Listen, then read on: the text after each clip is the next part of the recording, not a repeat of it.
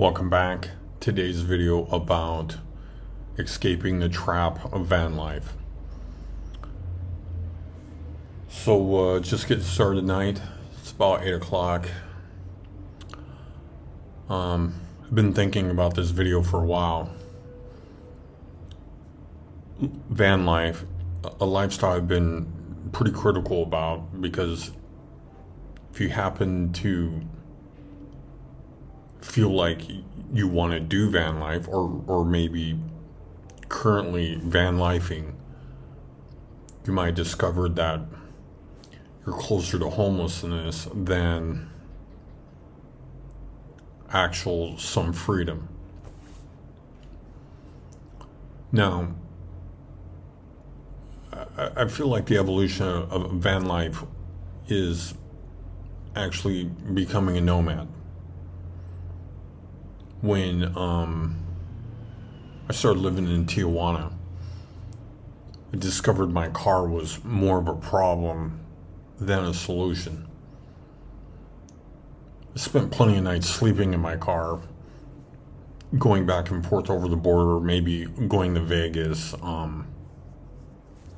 moonlighting as a dealer, working what's called extra board, surfing on friends' couches, but really was like a deconstruction of my existence in the United States. It took a long time to detach. Almost it came to a point where I was more of a foreigner in the United States.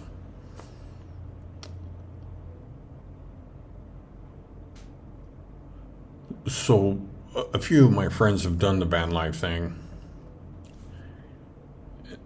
And now that things are much more expensive, I mean, where I was in El Paso probably was the cheapest place west, all the way to California. I mean, there may be pockets, but I was really surprised of the cost of things. I got lucky to couch surf a little bit at Danny's house before I took off to Asia again. He hooked me up. I mean, we've been buddies a long time, but even he said, I can't do this for free. I mean, that's how high the costs have really, really climbed. I mean, a new report out says, 500,000 people last year became homeless. And if I'm wrong, I'm sorry. I mean, the point is, people are not able to afford rent. I mean, even Las Vegas,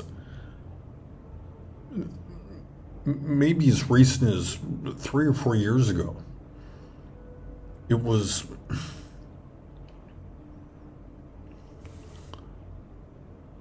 you could find a place for $500-$600 a month, and that cost has maybe tripled. Certainly with food. I mean, that was the shocking part. Here I am living in Asia for what my food bill was in the United States.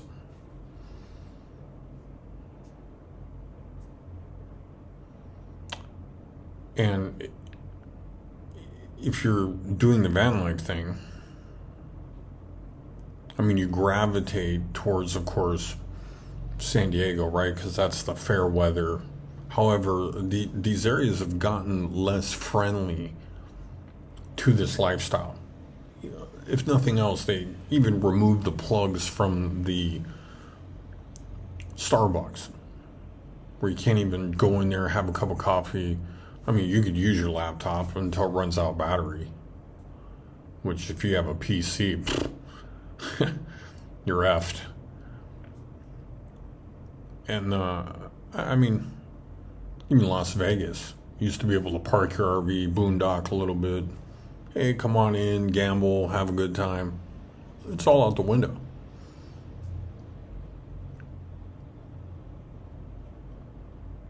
A buddy of mine, Jeffrey Pooh, wrote about freeganism in a book. I don't think it's offered anymore. And I don't feel like things should be free per se. but I certainly feel like things should be more reasonable. I mean, if you were in debt before, they have a stranglehold on you now. And to tie this all together, I mean, frankly, if you moved into a van, hopefully you moved into a van. I mean, hopefully you didn't buy a van. You may not even be able to buy a van for under $100,000. Like I said, a few of my friends did this. They purchased a van to live in it. I mean, they were paying thousands a month. He had a good job in Los Angeles, so at least made sense at the time. However, I don't know how many nights he actually spent in the van. He now stays on the couch of another buddy's house.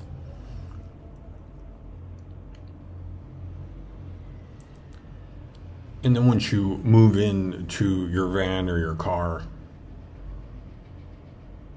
I mean, you immediately hits you. You are one car breakdown, flat tire from being homeless, maybe. And California is even more scary because they'll tow your car. I mean, all kinds of things could happen to you once you've reached that point. Car breakdown with all your shit inside. And there might even be a good argument that Vanlife may be more expensive than just go ahead and keep the apartment and get rid of the car.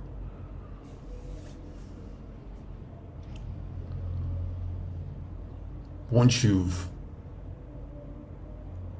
crossed over,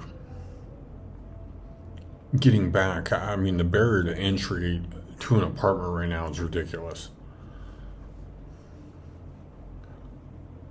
When I was living in El Paso, I thought very seriously about, what's wrong with it. I just get an apartment, get a cat, more of a cat person than a dog person. The cat takes care of himself. You just have to clean up the litter box. And, don't bother you, but, when you want to pet it, you have to go look for it. And, you know what I'm saying? I'm a cat person. I thought, get an apartment. Why not? And then I mean, there was still some reasonably cheap apartments in El Paso. I was looking at a couple one-bedroom apartments, even studio apartment. $600-700 a month. I mean, and that may be kind of high for that area because if you follow my vlog along, I lived in an apartment for a little while, and then I was paying month to month. I almost at this point refuse to sign any contracts. I mean, it gets very dark. I mean, you become a slave to the system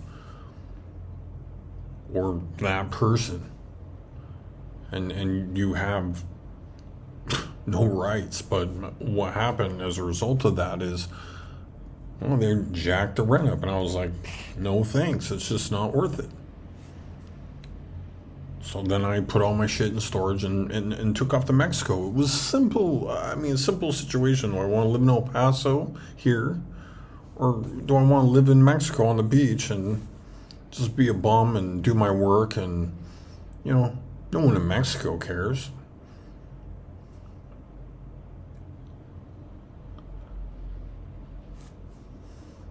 And there it was with the car. I mean, the car was a different problem. I only purchased the car because before the pandemic, I left all my shit at a buddy's house in Washington, up there in Seattle. And I was like, hey, can I just store some shit in your house and I'll fly out SeaTac? And he would let me use his car. I mean, he was another buddy, and you live up in Washington. He had like 7 or 8 cars or whatever, and he was like, here, use this thing. And so I put my shit in the storage, and then when I came back, it was so expensive to bring my shit out of Washington, I just purchased a couple $1,000 car. Only really thinking I was just gonna move the stuff from point A to point B. I use it as a piece of transportation. But end up costing me insurance, registration, maintenance. I mean, all of it. And actually, if anything, it was a good car. I mean, maybe one of the better heaps I owned. It was very reliable, maybe for a couple years. It got me through the pandemic and everything, until I sold it to somebody when it pooped out there in Mexico, and sold it. The Airbnb host, she put it on Facebook for me. It sold in like 10 minutes. I walked to Oxxo because I was hungry, got some coffee, and she already messaged me, hey, somebody's over here, wants to look at the car. And I was like, holy shit. And they pushed it down the street. But it had Mexico insurance, and the plates were going to expire in the United States, and I wasn't going to renew the plates or the insurance. The car was Mexican at that point for sure. It wasn't going back. It was chocolate for sure, but it still had good registration on it. At least when I got rid of it and they pushed it out there, I thanked it for its service and pushed it out the driveway, helped them, and then they pushed it down the road and off it went.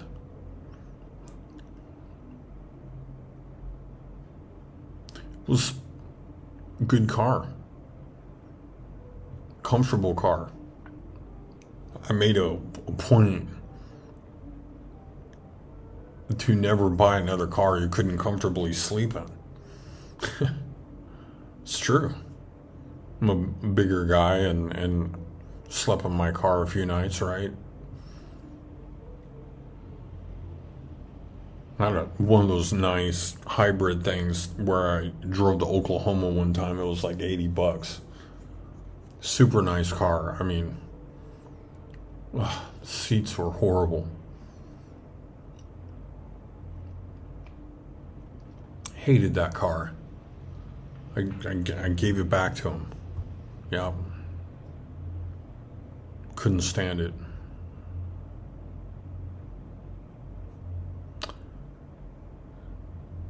I feel like that where we're at right now,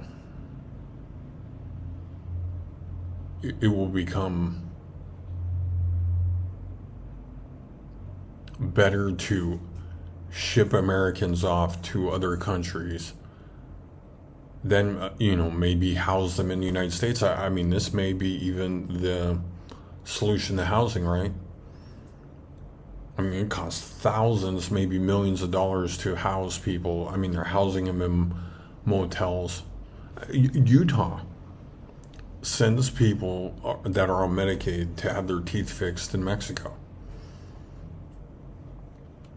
I wonder how long it is till they send people to other countries and just say, here, for $1,500, they rent a place for them for a year.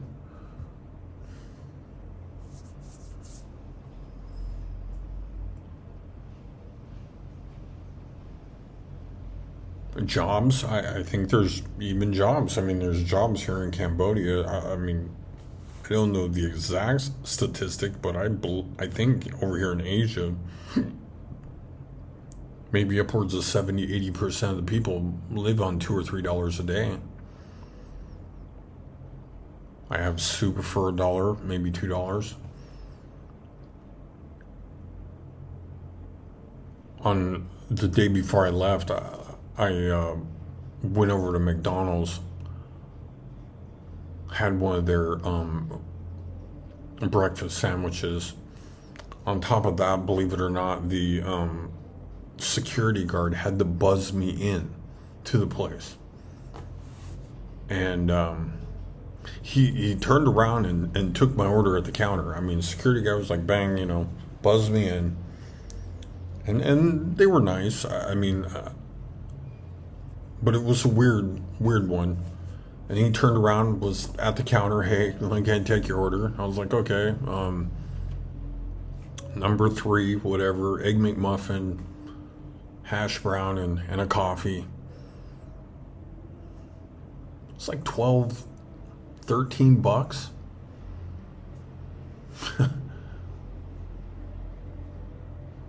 I don't even know who they're getting to pay this money. I guess me, right? I guess there's my answer.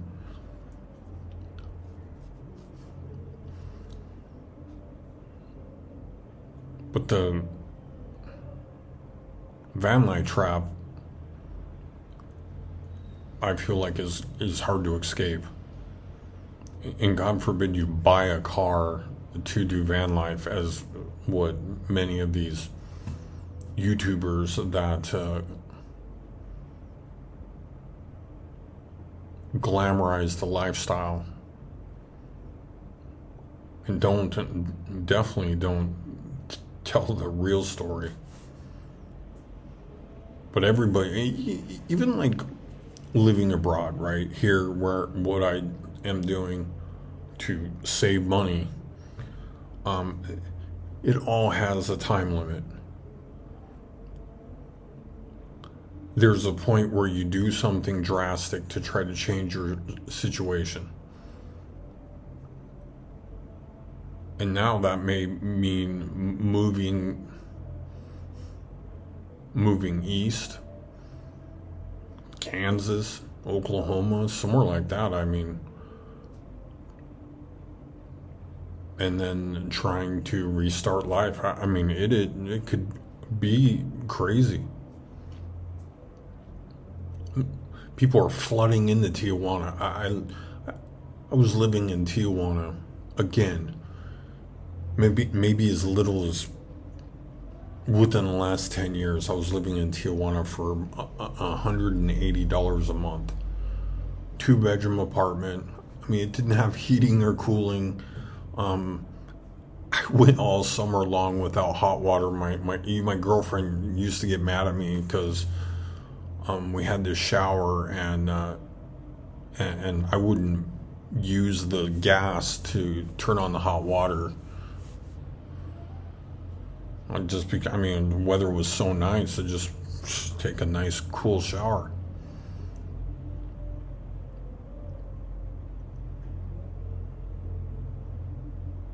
Now, you might be hard pressed to rent anything for under $1,000 in that area, and I don't believe it's worth it to move to Tijuana to rent a place for $1,000 a month. Take all the other problems and set them aside, waiting at the line. The long list of,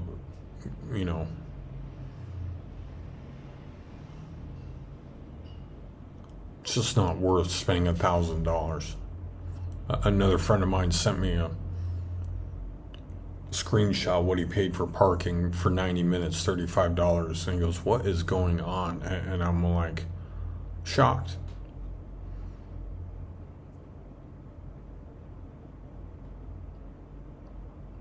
Anyway, guess the vlog's getting kind of long. Thank you very much for watching. Rather than like and subscribe, if you want to check out the music I'm jamming to, link in the sidebar, and you check out what I'm jamming to. Have a wonderful Sunday.